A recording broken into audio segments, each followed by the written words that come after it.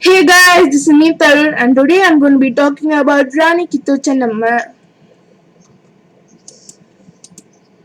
Kittur Chennamma, the Queen of Kittur, was one of the first Indian rulers to lead an armed rebellion against the British East India Company in 1824 against the implementation of the doctrine of lapse.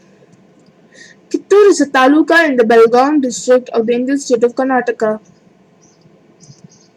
She was born on October 23rd, 1778, 56 years before the 1857 revolt, thus becoming one of the first freedom fighters to have fought against the British rule in India.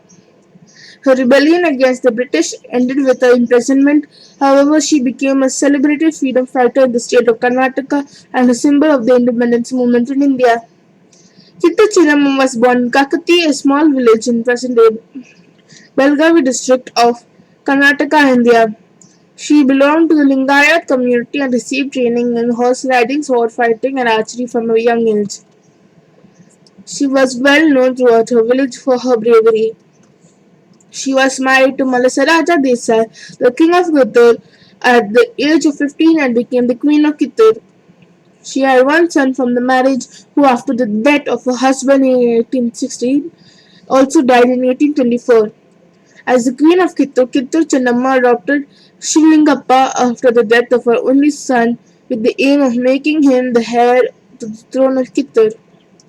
The British East India Company did not take lightly to Chennamma's act and ordered Shivlingappa's exile from the kingdom. This was done under the pretext of the doctrine of lapse, according to which adopted children of native rulers were not allowed to be named their successor, and if the native rulers did not have children of their own, their kingdom would be a territory of the British Empire. Kittur Chennamma, however, defied the British order to expel Shivlingappa from the throne. She sent a letter to the governor of Bombay to plead the cause of Kittur, but Lord Elphinstone turned down Chennamma's request. The state of Kittur came under the administration of Dharwad Collectorate in charge of Mr. Thackeray and Mr. Chaplin, who was the commissioner. Both men did not recognize Chennamma as the regent and Shivlingappa as the ruler and appraised Rani Chennamma to surrender her kingdom, but she again defied the British order. This led her to the breakout of war. The British attempted to pillage Kittur's treasures and jewels, which valued around 15 lakh rupees but were unsuccessful. They had attacked Kittur with a force of 20,000 men and 400 guns, which came mainly from the 3rd Troop of the Madras Native Horse Artillery. In the first battle between the British and Kittur on October of 1824, British forces faced heavy losses. Two British officers, Walter Elliot and Mr. Stevenson, were also taken hostages by Rani Chennamma's forces. To avoid further destruction and war, Rani Chennamma negotiated with the British Commissioner Mr. Chaplin and the Governor of Bombay, under whose regime Kittur fell. She released the hostages and owing to the British promise that the war would no longer be continued.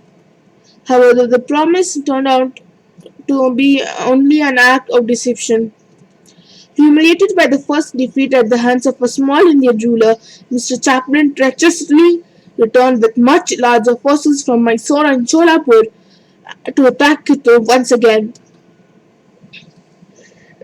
Rani Chennamma fought the second battle fiercely with the aid of her lieutenant Sangoli Rana and Kurisidappa.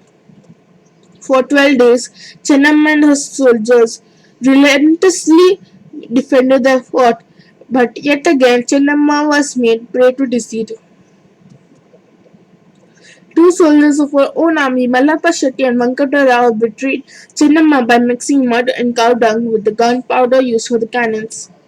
Ultimately, Chennamma was outnumbered by the large strength of the British forces.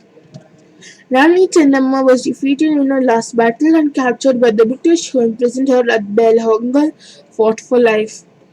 After being captured, Rani Chennamma spent the last 4 years of her life at Belhongal Fort in imprisonment, reading holy texts and performing puja. She took her last breath at the Belhongal Fort on February 21, 1829. Rani Chennamma's Samadhi burial places in Belhongal Taluk are under the care of government agencies. Please like, share, and subscribe, and also check out my blog. The link is shown on your screen right here. Thank you for watching.